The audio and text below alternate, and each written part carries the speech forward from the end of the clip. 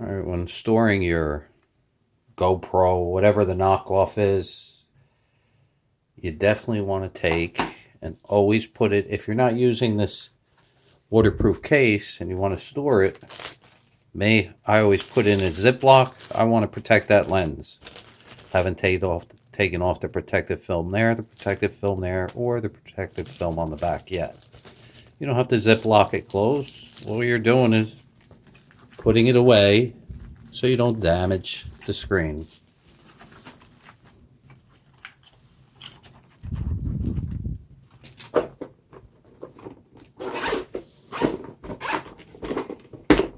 Your little travel to go.